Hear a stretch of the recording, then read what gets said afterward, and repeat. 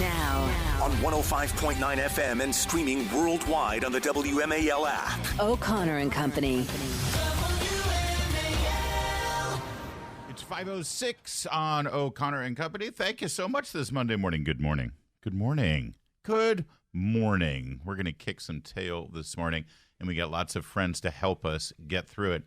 Coming up at 6:35, we're going to check in with Neil Parrott, who's running for the 6th District in Maryland, wants your nomination, and that primary is right around the corner now. This is the final week before actual primary voting day in Maryland. 7:05 brings us Joe DeGeneva. At 7:35, astronaut Tom Jones. NASA is about to launch a brand new thing. It's called the Boeing Starliner. They're going to check it out. This could be NASA's solution to the space tourism industry. All that demand for people wanting to get shot up into space.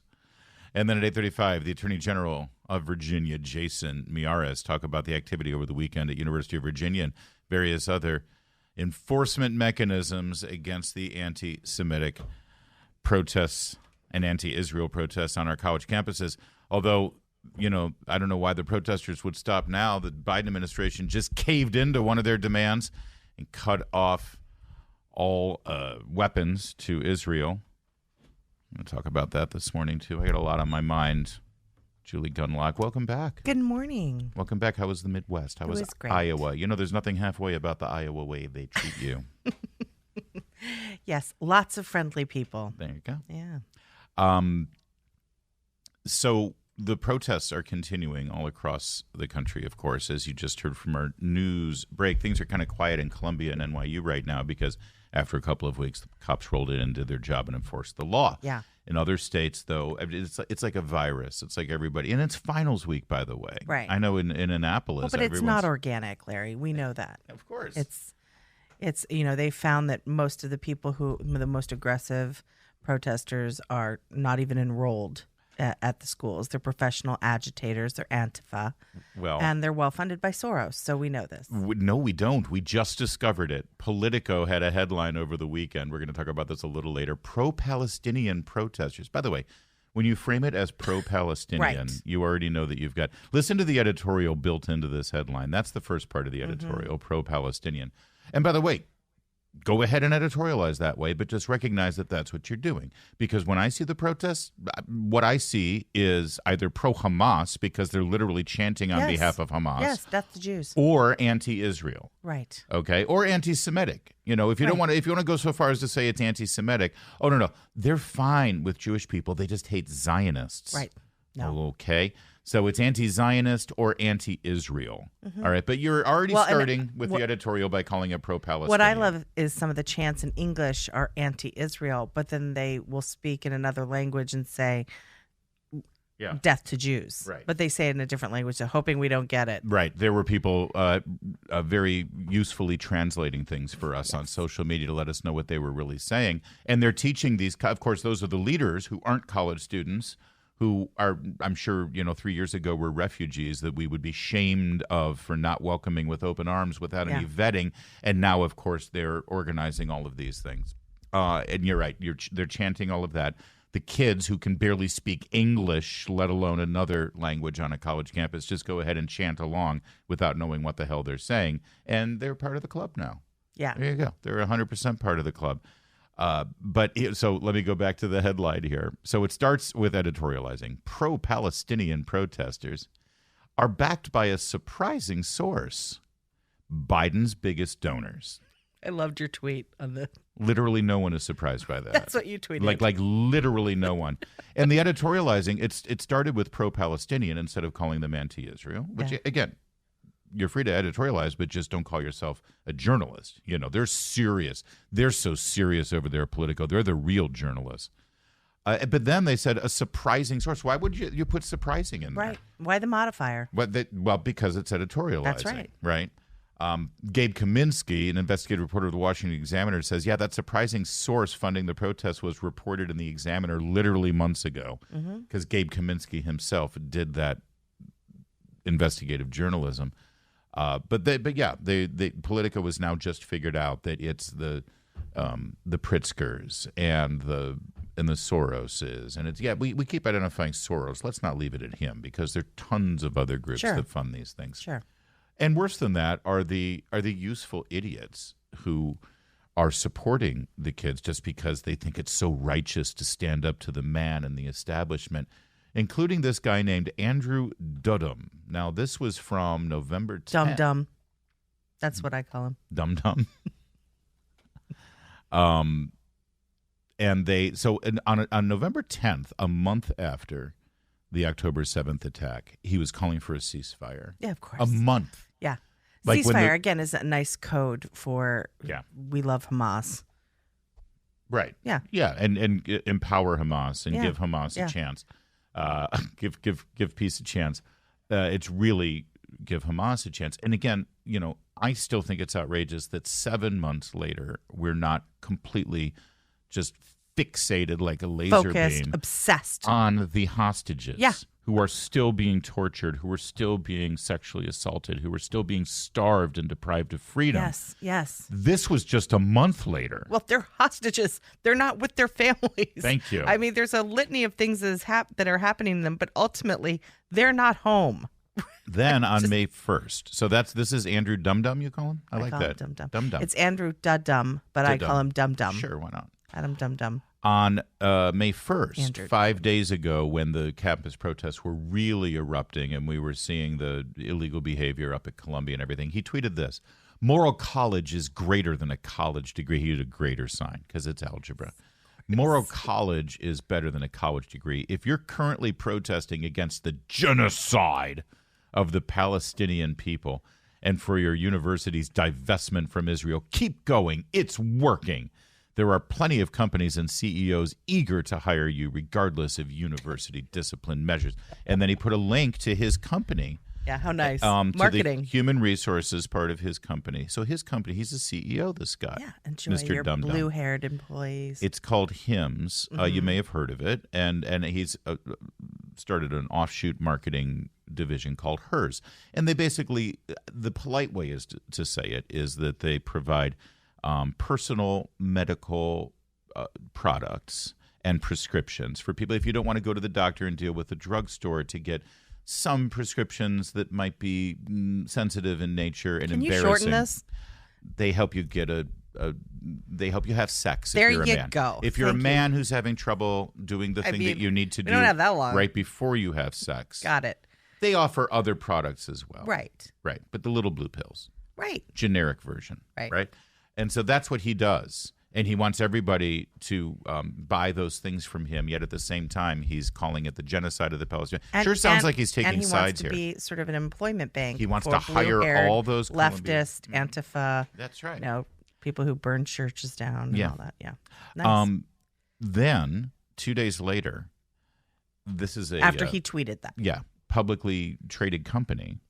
They lost $210 million in value on Wall Street. Love it. On Friday. The stock absolutely tanked as this was, So then he panicked. Dum panicked. And now he's got his corrective tweet that he put out yesterday before the market opened today. The last few days have been a disheartening reflection on just how divisive a time we live in. I'd like to clarify a few things because my words have been misconstrued by some. The words I used and put out in public. I in no way condone nor support acts of threats of violence, anti-Semitism, or intimidation, and there's absolutely no justification for violence in our campuses. Every student deserves. He literally called it a genocide and had no equivocation in his original didn't mention the hostages in any way whatsoever. Still doesn't. I'm deeply saddened. Yeah, he's deeply saddened to see how much value he just lost his company. And so we'll see what happens when the market opens today. But yeah, there's still repercussions and a backlash for idiots who say things like that. Hold that thought. We'll get to it in a minute, but it's 5:15. WMAL traffic at WMAL. Making sense of the news. Live From the Home Paramount Pest Control Studios. Home Paramount, the leader in pest control since 1939. Need a new roof? Honor, respect, and trust your home with Valor. Visit valorhome.com. WMAL. More than just politics. Because laughter is the best medicine. Download the WMAL app to stream us for free. So Andrew Dudum, the CEO of HIMS HERS, who's basically made a fortune selling hot rod pills to people who need it, and delivered in a brown paper package to your home discreetly. He first tweets out, "Go, go, go, you anti-Israel protesters. I'll hire you even if you don't have a college degree." His company loses $200 million in value on the stock exchange, and now he's begging for forgiveness. And, of course, he finishes his little thread of tweets here on X with this one. "As a father whose children are both the descendants of Palestinian refugees who fled the Nakba in 1948. Hold on, how old is this guy? He's a father of children who fled in 48 and the descendants of Holocaust survivors from Poland. So he's getting it from both ends here. As I've previously shared, I have a personal appreciation for the different perspectives people have with which I live. No, he doesn't seem to have a appreciation. If he had an appreciation for the different perspectives, he wouldn't have said what he said in the first place. Because also just like why do you have to talk about it? Like why do you have to comment on it? Stick to business. Help if you want to help organizations, you can or relief organizations, fine. But getting on Twitter and doing this virtue signaling, it's going to get you in trouble in business. To coin a phrase, shut up and sing, shut up and play basketball, shut up and sell hot rod pills, okay? Yeah. You got one job, do that, keep your company floating. But no, well, I'll tell you why. Because these CEOs hire these people who, were in charge of their DEI and HR divisions, and they think this is what they're supposed to do. They need to be on the right side of the DEI issue, and let's face it, Joe Biden just sided with them, cutting off all ammunition and all supplies for Israel. I mean, he has chosen side. He believes that this is a genocide, too. I wish Biden would just come out and say it. The funny thing about using the word genocide when it comes to Israel, defending themselves against a terrorist organization that slaughtered 1,200 people 7 months ago and still holds hundreds of hostages. I don't know why I have to keep repeating that. Right. They're defending themselves from that group. But when you call Israel genocidal because they're defending themselves and trying to destroy this terrorist organization, which, by the way, is the same thing we did. We said we're going to destroy Al-Qaeda, right? We said we're going to destroy ISIS. That's what free countries do when terrorist organizations slaughter innocent people. You go in and you destroy the terrorist organization. And when you call Israel guilty of genocide for that, you should maybe hit the pause button and be a little circumspect, because the reason Israel exists right now is because of an attempted genocide of the Jewish people. That's absolutely right. There would be no Israel if Hitler and Europeans didn't try to actually commit legit genocide, and they got pretty close with 6 million of them. Well, we always talk about October 7th and the fact that people are ignoring October 7th regularly. Just ignore it. Don't mention that 1,200 people were murdered. But also, don't forget, Hamas and Hezbollah have launched rockets into Israel for decades. They did it over the weekend. They did it over the weekend. So, like, this idea that it's just, okay, well, this aggression just happened on October 7th. No. It has been going on since Israel became a nation state. That's right. That's right. The reason that Gaza was even under the observation and police control of the state of Israel is because the people of Gaza declared war on Israel back in the early 70s. And read up your history. Read the Yom Kippur War. Read all of these things. All right. On Yom Kippur, by the way, they did it on a high Jewish holiday, of course. Washington Examiner, November 2023. Anti-Israel protests fueled by terror-tied dark money groups. National security issue, says one observer. December 1st, Hamas-friendly protest groups bankrolled by Democratic dark money juggernaut Tides. That would be the Tides Foundation. December 23rd, Washington Examiner, Gabe Kaminsky each time. Democratic dark money giant behind anti-Israel protest has scored $81 million in taxpayer dollars. That's the surprising source of the pro-Palestinian, anti-Israel protests. We're saying this is a major deal. You pointed it out the second you saw the matching pup tents. Yeah. This is all coordinated, and it's directly. You can draw a direct, bold, dark line, not a dotted line, not a dashed line, not get in front of Steve Kornicki's video screen or the conspiracy theorist chalkboard with the threads all tying together. No, it's a very simple A to B direct line from Joe Biden's campaign, the White House, and the Democratic Party with these funders who are creating this chaos and, by the way, poisoning the minds of our children. That's who this election is about. That's who we're up against, not just this election from every election. It's 5:23. Making sense of your world. And I just want to say you're doing a fantastic job. News Talk 105.9 WMAL. Listen to you guys all the time. Making sense of the news. Now. On 105.9 FM and streaming worldwide on the WMAL app. O'Connor and Company. It's 5:36, and we're I think so far we're doing great here. Everything's Julie, going well. yes. And by the way, I just want to make sure everyone knows that any suggestion that Julie Gunlock is in any way past her prime, let's say, or older. You must have skipped this month's DEI training, Larry. I tried. 6:35, Neil Parrott running for the 6th Congressional District in Maryland. 7:05, Joe DeGeneva. 7:35, Tom Jones, astronaut pal over at NASA, about a brand new, basically a rocket ship you might be able to travel on. We're testing it out this week. And at 8:35, Virginia Attorney General Jason Miyares. I'm Larry O'Connor with the youthful and energetic Julie Gunlock. Julie, Well, energetic at least. let's talk about Jason Miyares. He's again coming up at 8:35, and we will talk to him about sort of the terms of what's the word I'm looking for?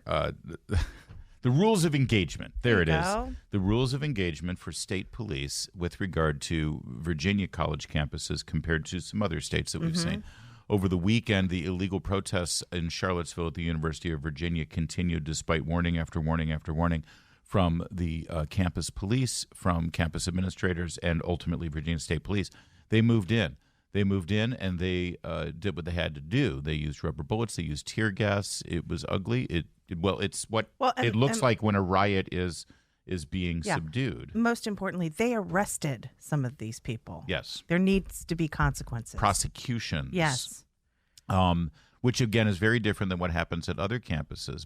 And these students know this. They are warned. They're told this isn't going to work here. They're seeing how in other states this is not going down the way it goes in New York or in California. By the way, even California. I keep going back to this, but people have to understand that was the California Highway Patrol that came in. They're not under the command of the LA County supervisors or the city of Los Angeles and the mayor, and not under the control of the campus police. That's the governor. That was Gavin. Oh, notice how nobody's, I can't believe the police did this at UCLA. Why aren't they asking their favorite woke liberal lefty hero, Gavin Newsom, why he called in the stormtroopers at UCLA? Because that's what happened. And it's because Gavin Newsom, as evil as he is also very smart. And he knows that this is not a good look for Democrats right now. And he wanted to end it. And Lord knows those students know exactly what happened at UCLA and at Columbia. So if they stayed at University of Virginia, despite all of those warnings, they brought these consequences onto themselves. And now they're begging and crying and screaming they don't want to be arrested. They want to be able to have a pass on finals and not have to, Yeah, and I just want to make a distinction. I really do think that there are professional agitators here that are encouraging these useful idiots, these students, to do this stuff. You can imagine the sort of professional agitators saying, hey, don't listen, we're going to resist. I will say one thing, and I don't want this to be misunderstood as any sympathy for these idiot students who are creating these encampments and disrupting things and chanting, the anti-Semitic chants that they're chanting. But I do want to say that many of these students are the same students that in high school went through COVID, missed their graduation, missed any kind of social interactions with their friends, dealt with extreme isolation and disruption of their high school years. And now they're in college and they're looking for, I think many of them are looking for sort of close, a close engagement, some camaraderie, some fraternity, and to belong to something, and to believe in something. I just think the professional agitators know that they're dealing with these kids that maybe are looking for that, and they see an opening and they're taking advantage of that. But I do think that there is a difference between the professional agitators that are not actually students and the students who are kind of stupid in many ways and joining these protests and probably don't even know what's going on. I'll give you that, and I wouldn't doubt that many of the students at University of Virginia are in fact stupid, and that's why I'm annoyed at the idea of having to pay tax dollars to relieve their college debt. But here's the thing. Let's imagine that a good chunk of these students, the ones who you're saying are gullible and sort of been through it and everything, that they're from Northern Virginia. I think that it's fair to say a lot of them are probably from Fairfax or Alexandria or Arlington.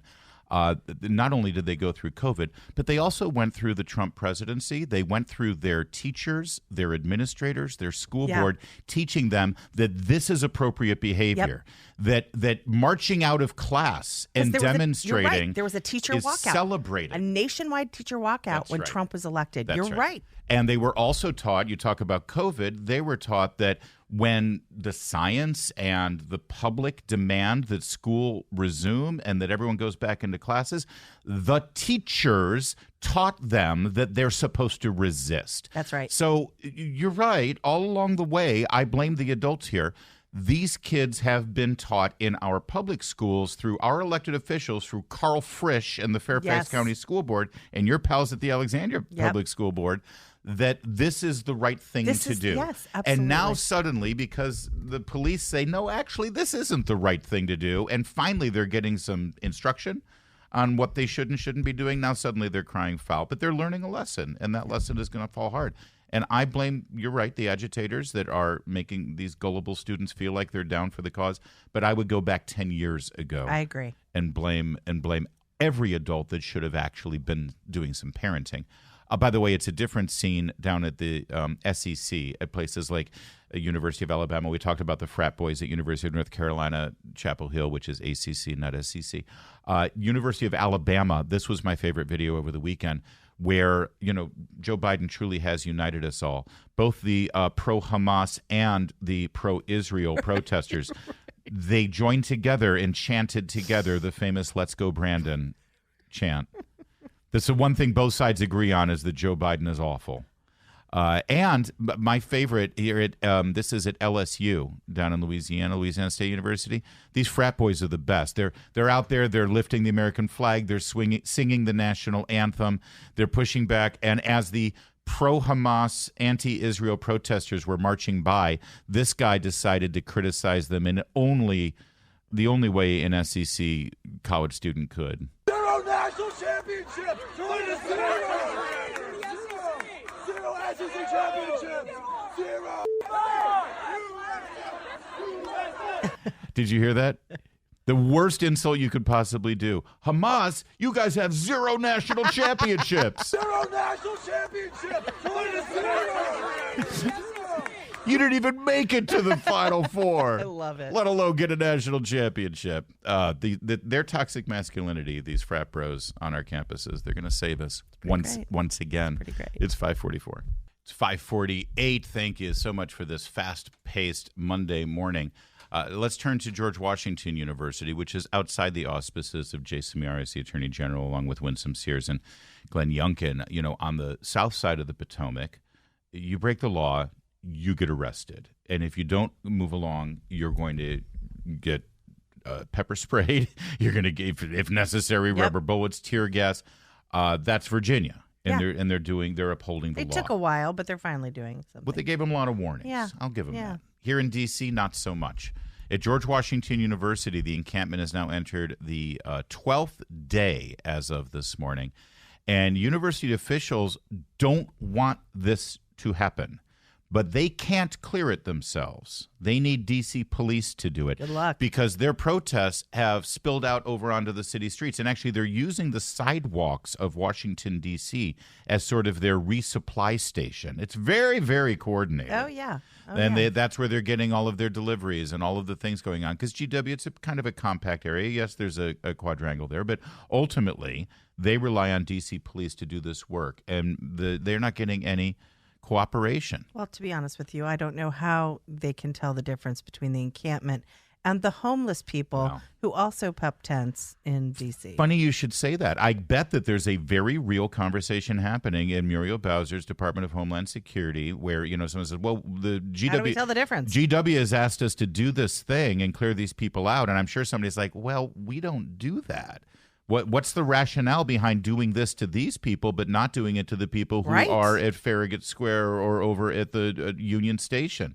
And I'm sure someone's like, well, that's true. I just can't stop thinking about some homeless dude saying, these kids have dorm rooms. You're and right. They actually have a place Can to I sleep. use your dorm room? So the George Washington University president, Ellen Granberg, put out a statement calling on more law enforcement at the encampment, saying that the GW encampment is no longer a peaceful protest. So that should be the end of it, right? Let me quote, when protesters overrun barriers established to protect the community, vandalize a university statue and flag, surround and intimidate GW students with anti-Semitic images and hateful rhetoric, chase people out of a public yard based on their perceived beliefs, and ignore, degrade, and push GW police officers and university maintenance staff, the protest ceases to be peaceful and productive. All of these things have happened at GW in the last 5 days. So you may ask, what are you going to do about it? Well, they're begging. Is at this time the district is in communication with the university and the D.C. Metropolitan Police. They're providing an increased security presence on or around University Yard, but they want city leaders to come in and give the command, clear this thing out. And Muriel Bowser and the district council have refused to do so. Yeah, can I also read one other section of Ellen Granberg, president of GW, her statement. Before I begin with all that sort of, fire and brimstone, she said, before I begin, I want to make clear that I believe the issues at the heart of this protest are important and deserve our full attention and consideration. Let's remember what they're chanting. Yeah. Okay. Does she really think that death to Jews and river to the sea and all these things, does she really think that that deserves our full attention and consideration? Does she think that that protest is important to suggest the death of Jews and the eradication of Israel? Really, Ellen? Yes, actually. Yes, if you look at the curriculum and look at the kind of students they're chugging out over there, yes, actually, that's probably one of the truest thing that she's said, actually. Hold on, I wanted to bring you one other aspect of this. Here we go. I criticize Mayor Bowser a lot. Oh, no, that's a different. There's a lot of criticism in Mayor Bowser here in my my show notes. Specifically, here we go. What's currently happening at GW is not a peaceful protest protected by the First Amendment university policies. The demonstration, like many around the country, has grown into an unlawful act. They're exasperated with DC's unwillingness to utilize police to clear the unauthorized and what is now dangerous. So the president of George Washington University said, this is dangerous. It's unlawful. We want it to end. They can't do it themselves. And Muriel Bowser is just putting her fingers in her ear saying, hey, because this is the problem. If she didn't do anything about the Black Lives Matter riots of 2020, if she didn't do anything about the arson that accompanied that, if she's not doing anything about people who are living on the streets and urinating and defecating and fornicating on city sidewalks and in public parks for the last 6 years, whether it's in Union Square or at Lafayette Square right outside the White House, if she hasn't done anything about that, how can she reasonably justify going in and doing something to, comparatively speaking, geez, the Hamas terrorist protests down at GW, it's nothing. It's a walk in the park. I mean, if you can dodge the piles of human feces in the park. It's 5:53.